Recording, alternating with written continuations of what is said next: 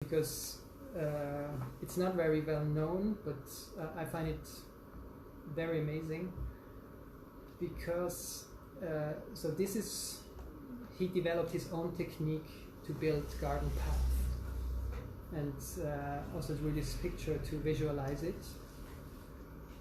And so what he did, according to his own writing, is when he wanted to create a new garden path, he was imagining the line, how he would create this line, or which one was the most beautiful way, and then he would start to walk, and as he's walking, he is with his stick, he's creating a line, he's creating a trace of his walk. So, like, and the beautiful thing about this, it's a conflation of the projection and execution. It's like a design and execution in one. So this was a little bit of a deviation, but I just wanted to show you this example because I like it a lot. So let's talk about detours. And as I wrote hodos as a detour in order to relate to this definition by J.B. Jackson, that path is not only a connection but also has a specific meaning. So what is a detour? The general definition of a detour, of a deviazione, is it's not as soon as, it's like the opposite of the direct way. It's very basic, you know that. But it's not necessarily that simple, and I brought you as a testimony this very nice piece of Italo Calvino that I'm going to read to you. A Smeraldina, città acquatica, un reticolo di canali e un reticolo di strade si sovrappongono e si intersecano. Per andare da un posto a un altro hai sempre la scelta tra il percorso terrestre e quello in barca. E poiché la linea più breve tra due punti a Smeraldina non è una retta, ma uno zigzag, che si ramifica in tortuose varianti, le vie che s'aprono a ogni passante non sono soltanto due, ma molte, e ancora aumentano per chi alterna traghetti in barca e trasporti all'asciutto. So, the most direct line is not necessarily the quickest one. On the contrary, in this example, the direct line, the direct way would be a detour. So, this fictitious city that Calvino imagined, with all these different kind of path systems that interconnect, they have something rhizomatic or labyrinthine, you might also say. And in any case, if we talk about the detour, we also have to look at the labyrinth. I'm showing you this example, which is at the Villa Pisani, which is in Veneto, between Padova and Venice. And what I like about this maze is that it connects two perspectives, the two perspectives that you can have on mazes. So the first one is the privileged view, like the bird's eye view on top. This is the way most of usually mazes or labyrinths are also drawn. You see them from top, like bird's eye, and you can enjoy the intricacy, the complex system of these constructions. But on the other hand, there is also the view, the perspective of the maze walker, so which is a completely different one, which is someone who is trapped inside. And I mean, in the beginning you might also enjoy to get lost a bit, but if this state keeps going on, you might to get worried, and the joy can also easily turn in horror. And as you know, you never know what lures around the next corner, if there is a minotaur or Jack Nicholson with his axe. So there are these two oppositional perspectives you can take on the labyrinth, but this one connects it actually. So when you reach the center, you actually get rewarded because you can climb up this tower and then enjoy the intricacy of the labyrinth. So you have these both views. But there is also, so there are basically two types of early labyrinths, and maybe can you tell me what do you think is the difference between these two?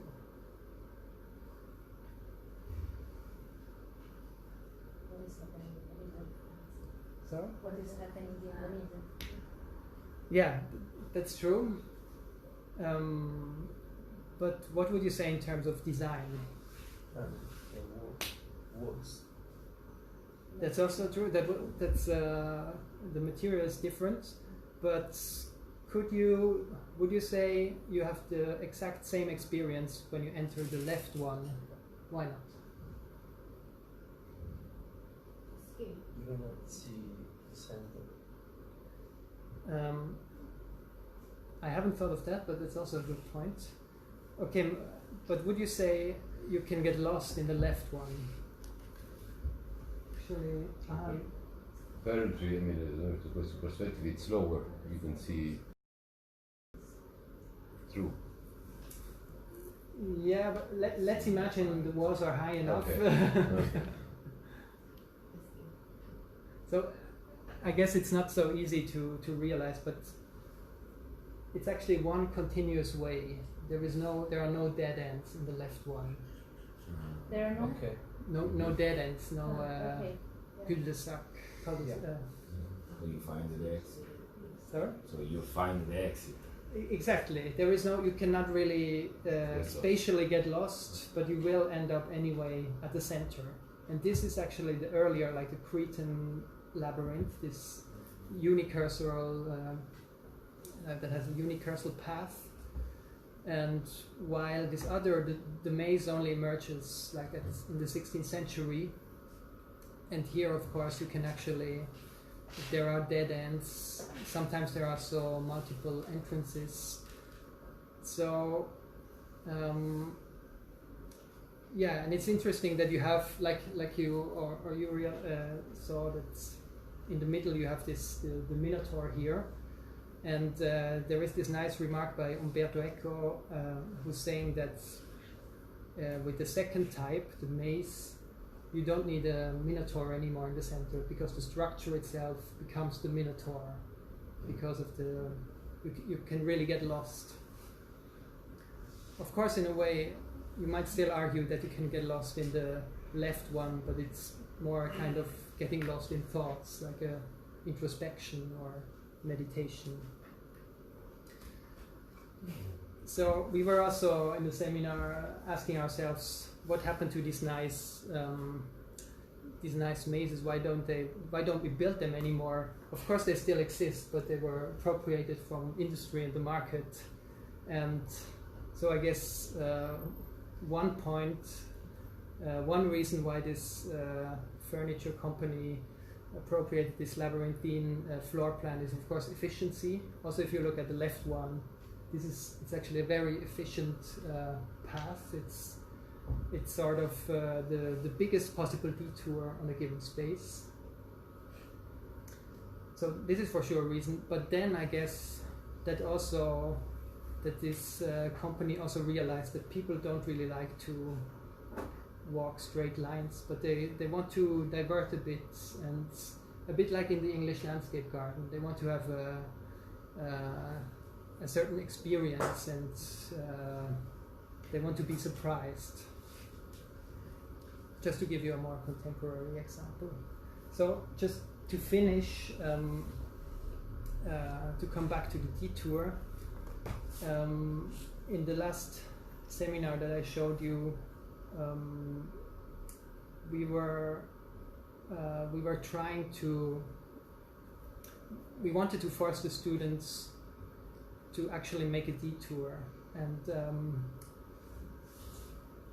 in order to do that, we were referring to the general or the basic definition of a detour as an opposition to the straight line. So we were looking in Zurich for straight axes. There were not so many, but we found this heavily over-dimensioned bridge that was built in the 60s, and it prolongs.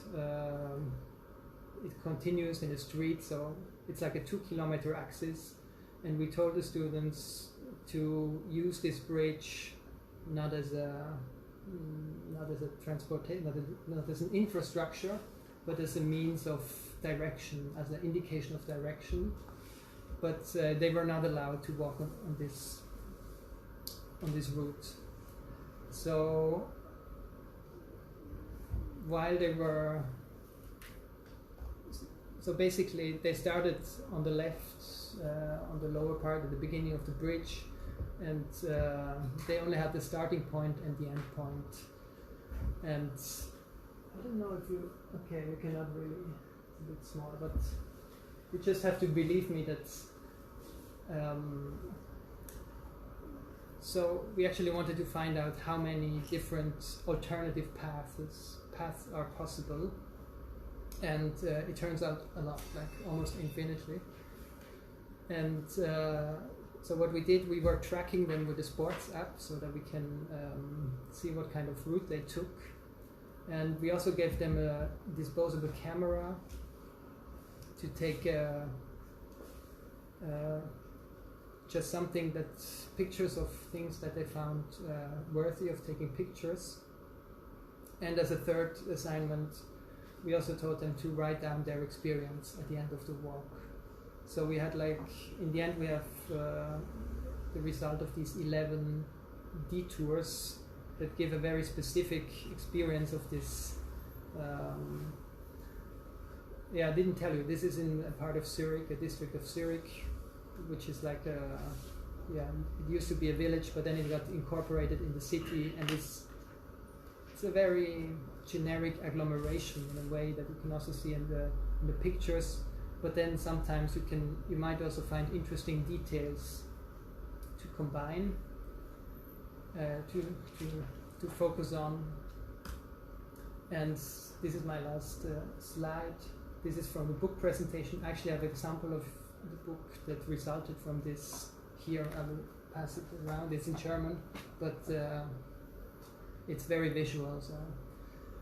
So the book presentation was 2 weeks ago, and we did part of the presentation was a walk, and the concept of this walk was very closely connected to the book. So the idea was that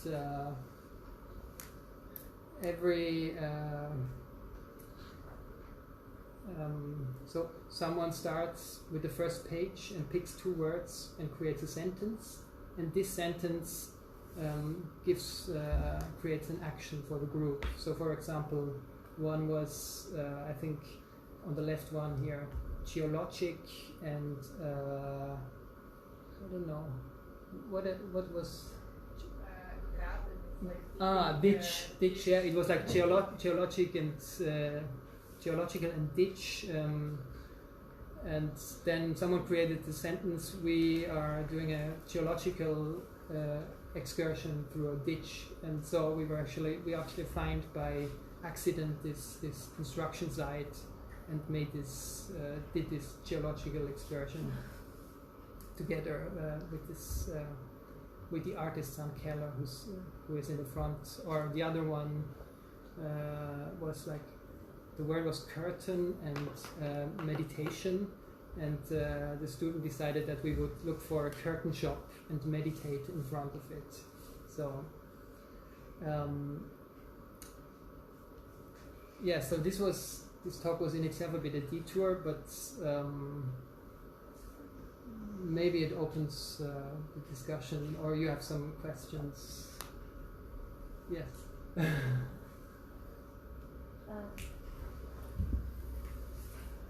No, not really. I'm not really.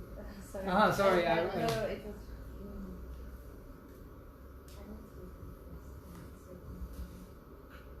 No, not a question. If I'm not wrong, when you were talking about Richard Long and this picture that you have taken here in Villa Panfili, and then you were first of all, thank you very much. It was super interesting, and actually I discovered a lot of things that let me start with thinking about what we are doing over there. So it was super nice. Thank you. Sorry, I was very polite. Forgive me. But then, when you were talking about this informal becoming formal, this opened up to me a lot of thinking. But I remember, if I'm not wrong, I'm not sure 100%, that Rem Koolhaas calls these lines desire lines. So when we are walking and generating this path that are informal and then becoming formal, he calls it desire lines. I'm not sure 100%, but I remember that I had a discussion because one of my professors, on the contrary, called it the revenge of the pedestrian, which is I don't know, another side of looking at it. And because she was telling us, if you don't design path correctly, it was examples, then the pedestrian are gonna revenge to you. So it's like an action that is, and on the other side is more a desire of freedom. Okay? It was just an observation of these two ways of looking at them. Yeah. So. Yeah, but that's actually an interesting term, like this revenge of the pedestrian, because it's very true. If you don't, there are actually more. I didn't tell you. Like this one is also by a Danish architect. He's called Jan Gehl, and he wrote this book, Life Between Buildings, I think it's called. And there is also another picture of him where he takes. Ciao, Peter. Where he looks at actually exactly this revenge of the pedestrian, how they cut the edges, because people don't like to go around edges, but they want to walk across. So yeah, if you don't know his book, you should really look at it. It's called Jan Gehl. How do you spell it? It's G-A-N, Jan, and then Gehl. Jan is J-A-N, and then Gehl is G-E-H-L.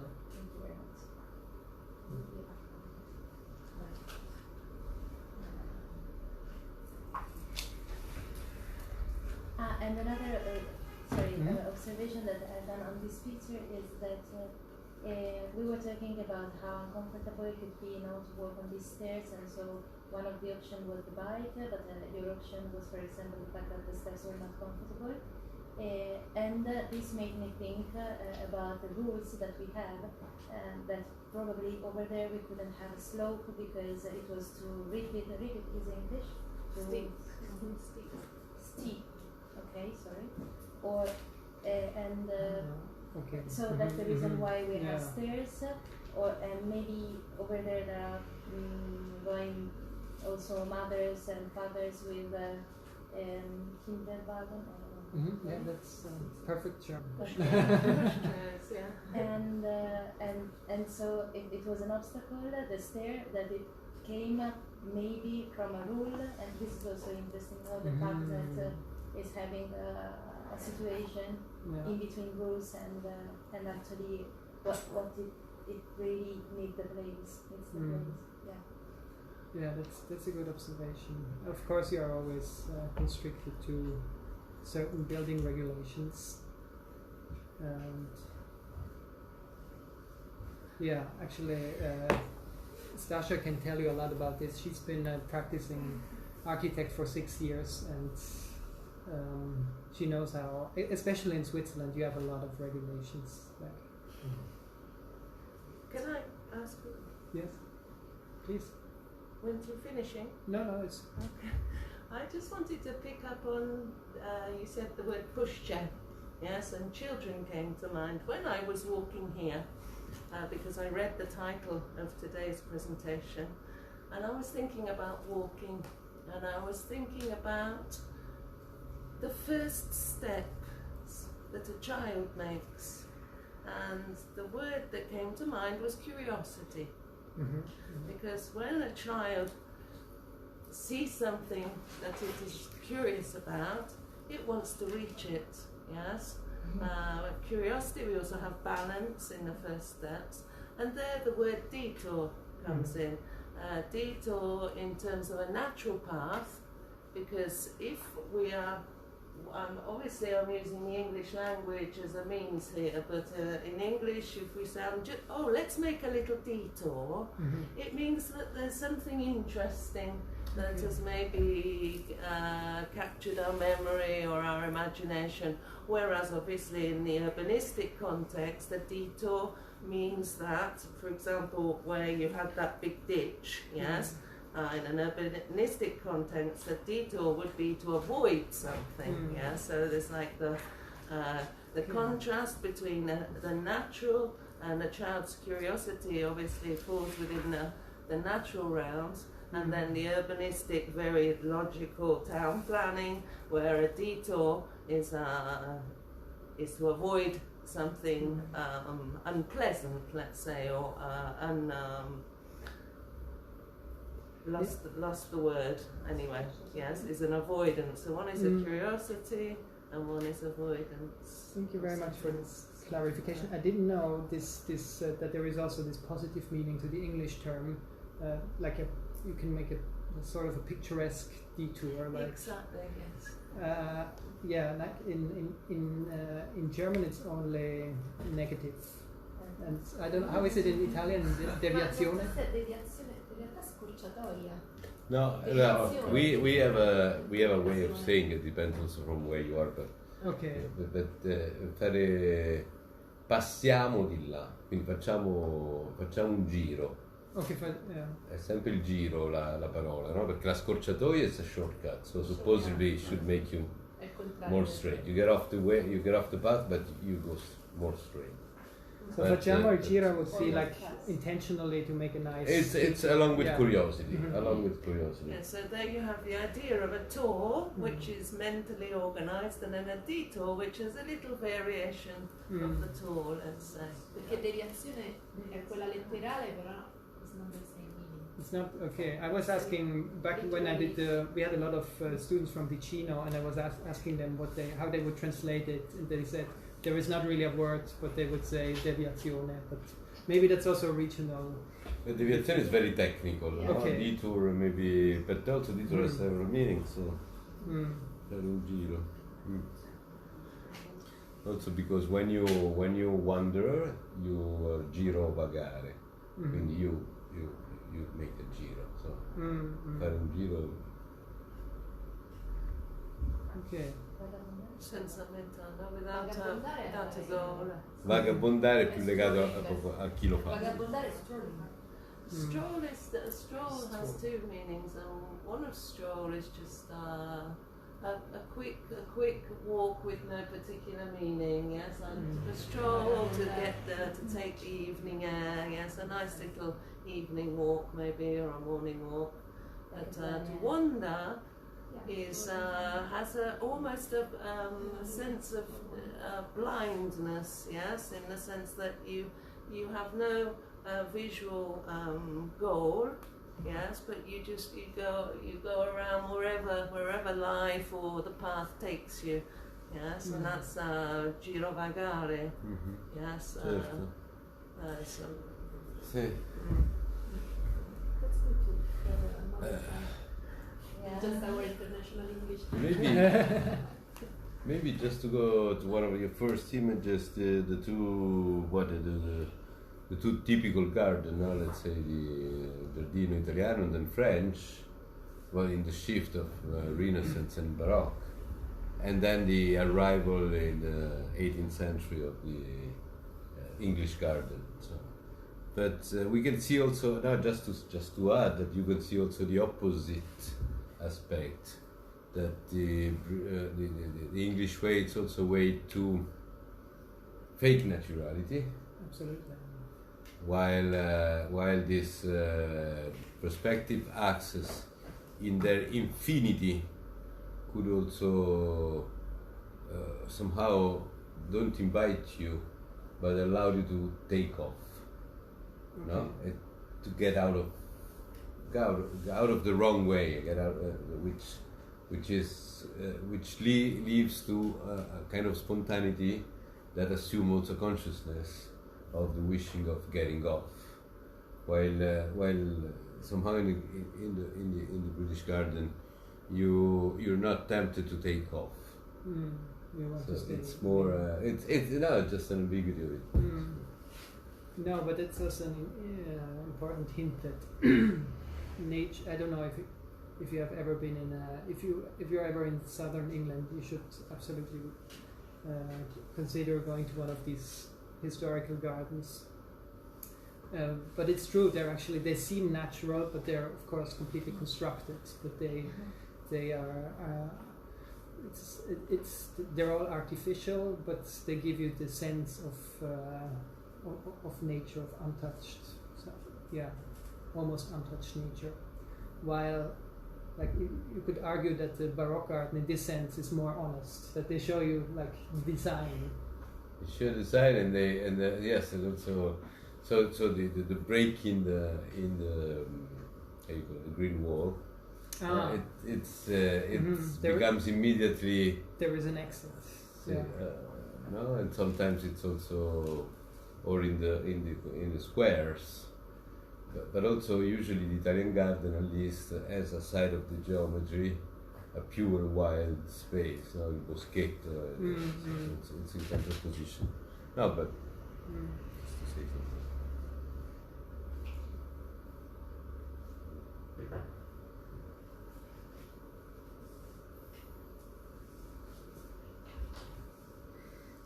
I like the image of the man who leave the trace with a stick. Yeah. That's in a way is what we have done and what we do in our way, because this day we are talking a lot about the visibility and invisibility. So the idea of crossing these spaces, so we leave a trace with our bodies, our feet, but at the same time we don't know how to give visibility or not to these spaces that for us are wilderness, or they cover some stories and memory of people living there. And at the same time we discovered how we are never the first. We following a trace. So this is a symbol bit of what we have done these days. So, but what especially in the cave was very fluid, the work we have done. No? We knew a bit before, but actually we just follow the trace, the instinct, and it was completely fluid. No? I don't know if you feel the same feeling. And there the ground is being hospitable. Because if you cross an open field which has bumps and shrubs, it has foliage and ditches and everything, then the natural path that a human or even an animal will take, is kind of like being offered by the terrain itself.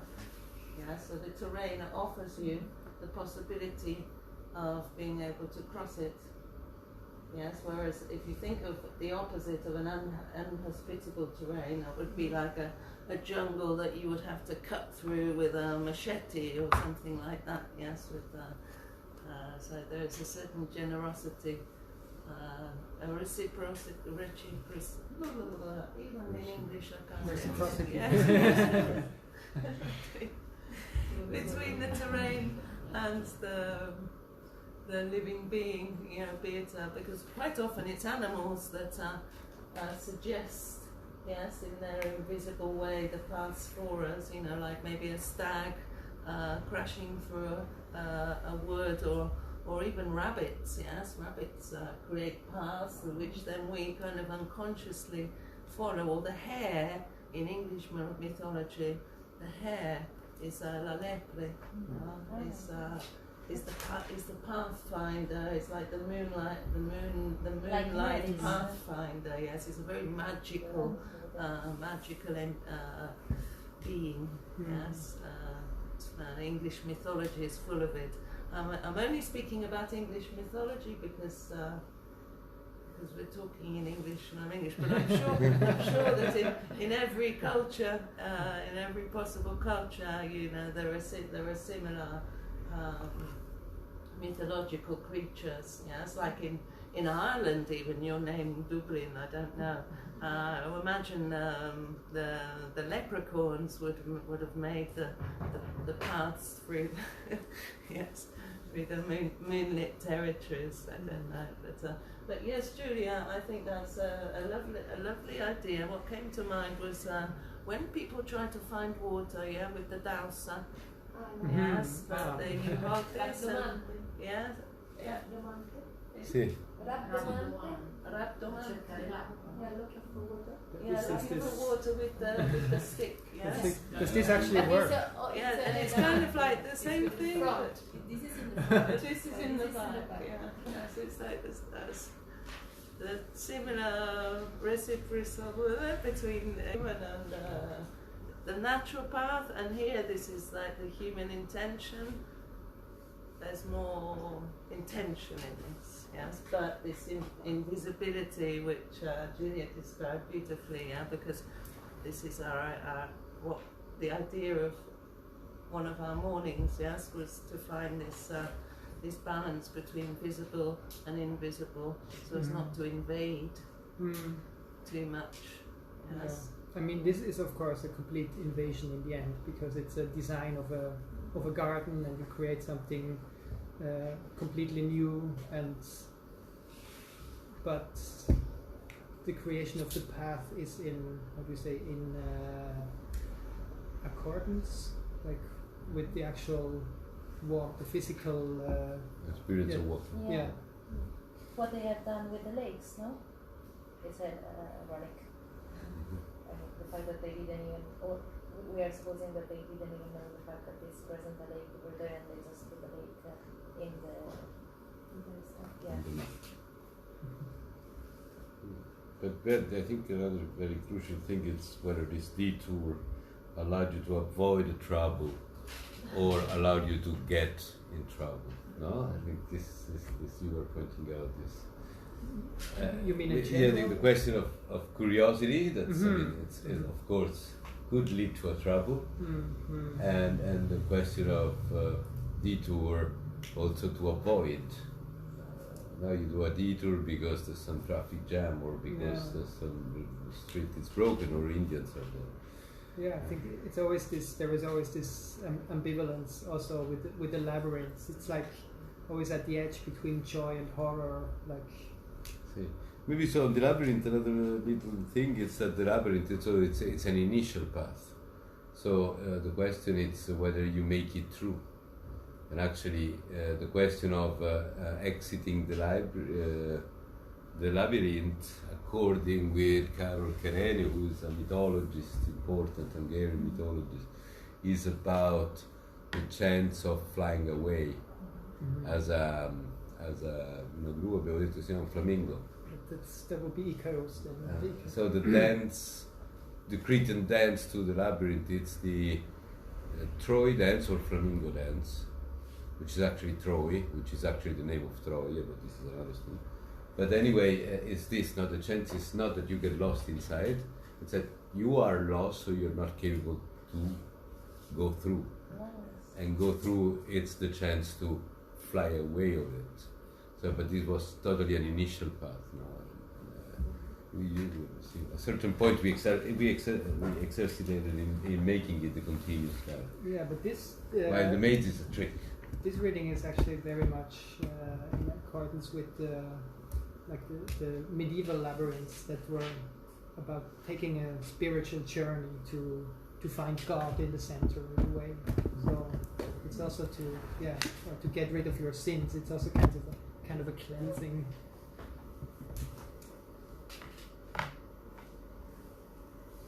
Va bene, ci sono altre questioni, ci prendiamo un break prima di Peter? Altre questioni?